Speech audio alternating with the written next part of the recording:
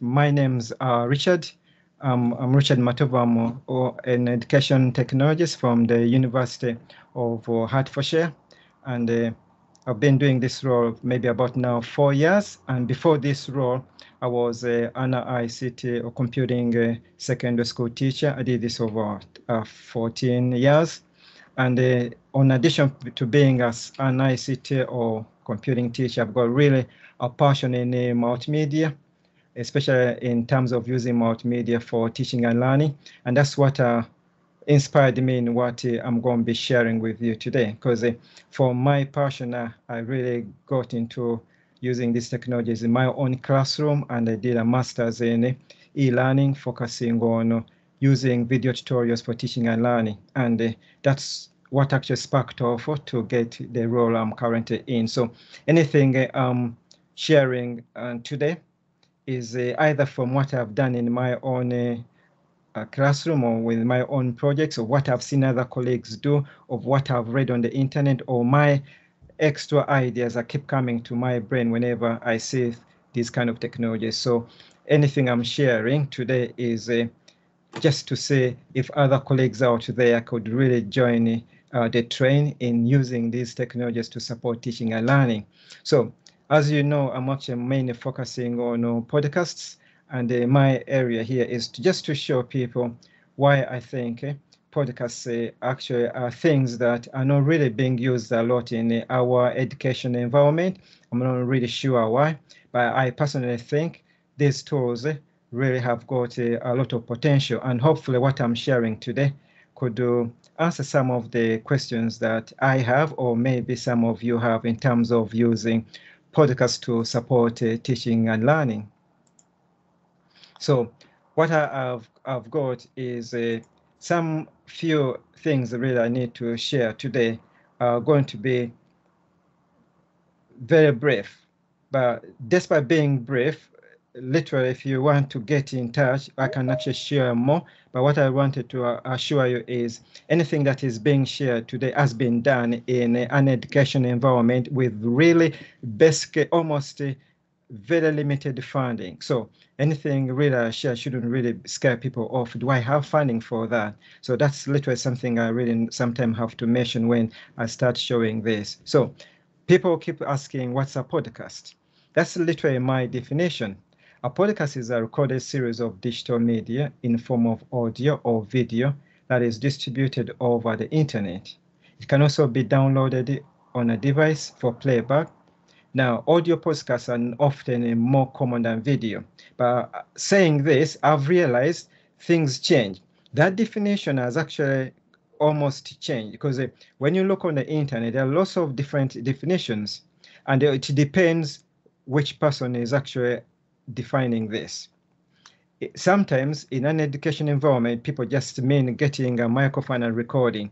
When you go out in the broadcasting world, the mainstreaming of maybe Castbox, the mainstreaming of SoundCloud. So that definition, because you don't have enough time, but when you start exploring this, it's changing. And I think it depends on who is defining this. But in our situation, that's our definition, and I'm focusing on audio podcasts, and I will tell you why actually I'm focusing on audio podcasts.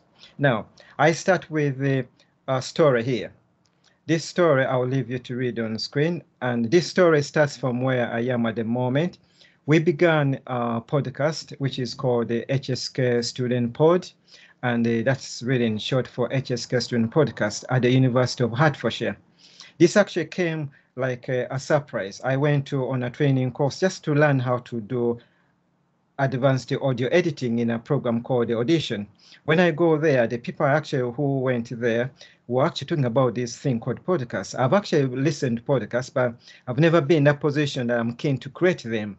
I edit things for staff and hand over, but myself as Richard, I'd never really created one.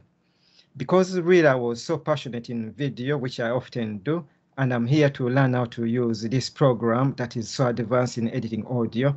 When I hear what these people are going to actually use this program for, that really triggered my extra ideas, and actually, funny enough, changed why I went to the course. I started hearing what they're saying. Somebody's going to NHS to produce podcasts for patients, and this is really what sparked off. the HSK Student Podcast. Literally, this is a podcast that we've got in our school. It's really keeping students up to date on what's going in the school. Sometimes it gives them tips and advice on how to get ahead with their studies. And we also have got students who come and share their professional, sometimes personal experiences, including staff members. We also have guest speakers who come in and really share amazing experiences. And what we do to make sure that students get inspired in doing this, we also give them certificates. Often, being a visual learner, I sometimes say it's better you show somebody what you're talking about. So this is my moment to pause, and literally I can show you what I'm actually talking about here. What is this thing called HSK Student Pod? And maybe even at the end, I'll ask you when I finish to scan that QR code, and you can actually listen more once I finish. So I'm actually going to open something here. Hopefully it works. Fingers crossed, because sometimes these technologies are not very good in terms of doing what they're supposed to do. So I'm going to show you some of these examples that I have got. Hopefully it will give you an idea what our HSK Student Pod is about. Yeah, so like I said, at the moment, we really have got up to episode 30. I couldn't even decide what can I show you, because there's so much that literally has changed over the time. And I'll show you some of the analytics. A colleague of mine has just downloaded them in a minute ago to show you. But at the moment, this episode, which began in 2018, now we are in episode 30. I randomly picked some examples. And I think one of those examples is something that has just played, which I think I may even skip, because this first one is third year students often really get to a moment that makes first year think, how did these students do it? So the message you really had was from third year students. They really go on to share lots of amazing experiences. Because you've heard what they've said, I'm not really going to play that clip. Let me actually play another clip, but that's literally the same clip. I only play the part of the clip that the first student really, who has proved to be so passionate and very inspiring to many. So I thought I'd actually start that clip with you. So I'll go to this one and see what this person says.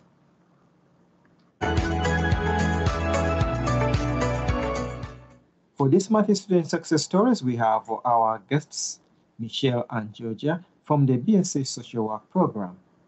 Michelle and Georgia are going to share a message with us related to their placement experiences, and also they are going to share some placement coping tips and strategies. And I'll hand you over to Jerry, who had the opportunity of meeting and interviewing Michelle and Georgia. Yes, thank you, Richard, and thank you for having me again in the HSK Student Pod. And I'm joined by Michelle and Georgia, two of our student guests today. And so welcome, Michelle and Georgia. How are you? Hi, Jerry. Hi, Michelle. It's great to be on the SK Student Pod today. Feel really good. Feel really excited, actually. Excellent. And hello, Georgia. How are you today? Hello, I'm well, thank you. I'm really excited to be here. Fantastic. Okay, thank you both. And so why don't we just get you introduced properly? So I know that you are both social work students. And so, Michelle, tell us who you are, what brought you into social work. So those students, I think because of time, those students go on and share amazing experiences. I'll just now play another one just to show you what kind of things have we produced. But once you leave, you've got access to this, you can listen more. But one of the things that really we've done a lot, students coming in and sharing their amazing experiences. Because when, especially in HSK, that is health and social work courses, students get really scared of what the next journey is going to be. So hearing this kind of thing from previous students does really inspire. Because when a first year is getting told you have a placement, they don't realize actually other people have actually been in the same position. So that's another reason we've been asking students to come and share those experiences. And this one actually is a good one.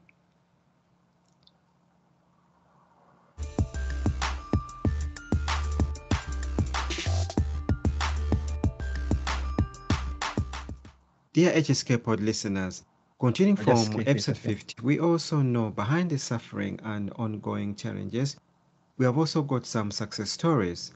despite the challenges we are facing. So this clip was really during COVID. Really, students were put off. Some actually were dropping out. There was a loss of, because these students were going on the front line. So this is an amazing podcast where a student, who literally a mom, she even got a first class, shares and empowers other students. Say, please, if I can do it, why can't you do it? But I may not have opportunity to really play. This hopefully I can. Student success story. Social work. So I want you to tell me a bit about yourselves. Tell me a bit about, you know, kind of what you've been doing, what you've been up to, and yeah, how you've been. Hello, good morning, everyone. I'm quite happy to be here this morning at the HSK Student Pod. Well, my name is Nicole Davis, as Chantal have already said. I'm a recent graduate, MSc in health social work. And yes, and I think because of time, but all I needed to show you that all these things that I'm actually sharing here are students' work and staff. The actual staff members are often the people sharing, interviewing the students. But what I wanted to show you, what kind of things have we done on our HSK Student Pod? So those are some of the messages. And another big area of this is we ask staff members to come also and share some more of the experiences. And one of those is things that students don't realize that most staff members have been in their same position. So because of time, we have got here one of the episodes where a staff member who is now on a PhD shows the students how she came from a secondary school. When you look back where she is, you can't even believe this is a lady who studied in a secondary school. And another thing where we've actually used this is very important messages. For example, I don't know, in some of your institutions, we've got this dual sign-in, and people were sent out messages, but students really ignored this until they're getting to a logging in stage and they really get locked out. So we actually get the team that is involved, we interview them, and they produce a message here.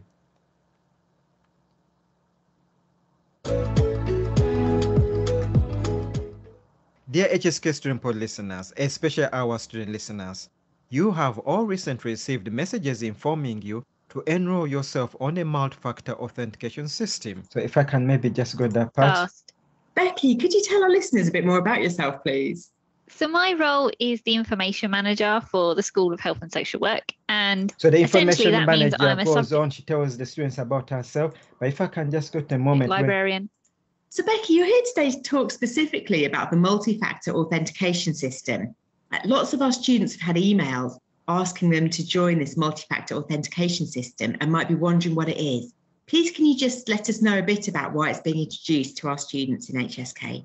Absolutely. So this message that was emailed, we then now found another way that students really can actually use this. So that's another opportunity. There's so many, because of time. That's why I said I can't even know what to show you or what not to show you, but you can say not just messages to do with placements, but we'll also use this opportunity of sharing with students very important messages. And also another very important one, we've got a senior manager, especially like the dean of school. Very few students know even the dean of school, so she gets an opportunity to come and speak to us. And especially we have a very important part end of the year, that's towards Christmas. She comes and really shares a message to the student, wishes them happy New Year. Hopefully I can play quickly here.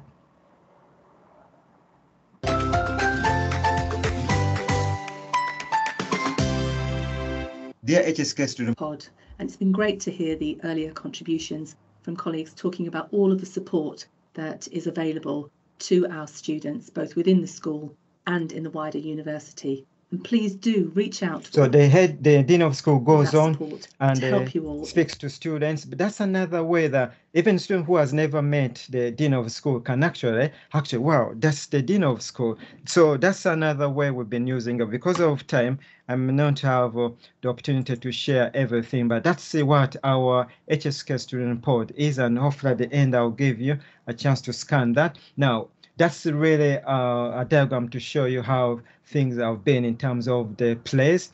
So my colleague has just really downloaded this, and I can see we've literally got something that has been played over.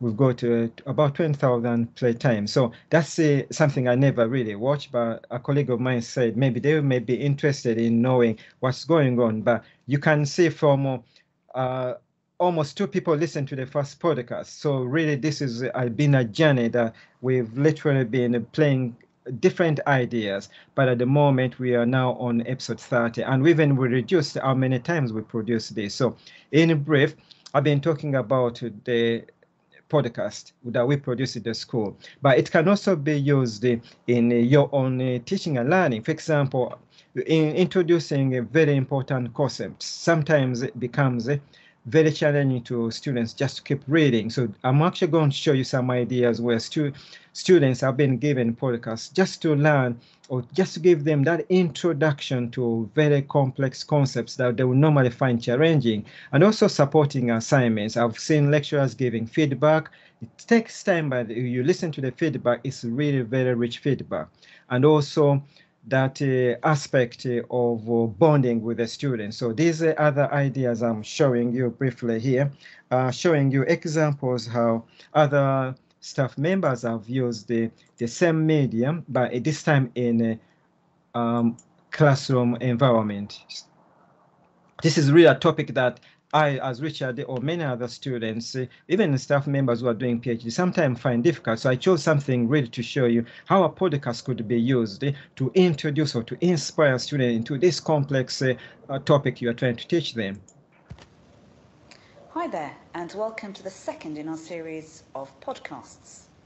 Now, in this series, we're going to have a look at a document which is really quite tricky to write, and that is called the Critical Literature Review.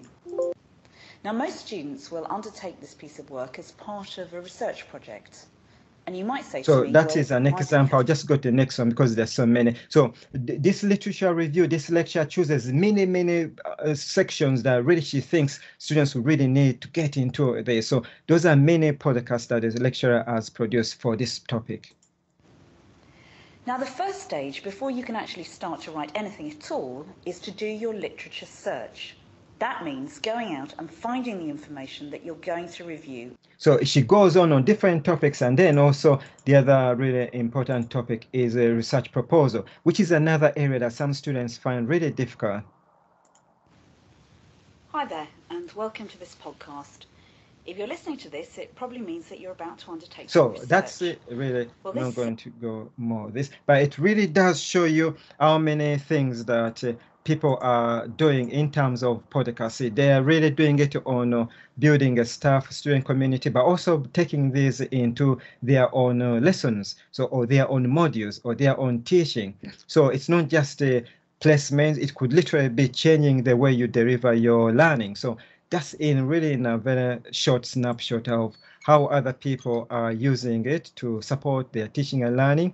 And what I've personally found why they are unique podcasts is they can be listened to as people are doing other things. That's actually what I tend to tell students when I'm saying it. Please, you are going home, or are you driving? Are you on a bus? As you go, please, can you listen to this? So that's another way to show them that you don't need to stop what you're doing to really listen to podcasts. But now the key things here to remember because of time is you really need to try to make sure that the topic you are choosing is relevant, because not every topic is suitable for podcasts. That's really very important to remember.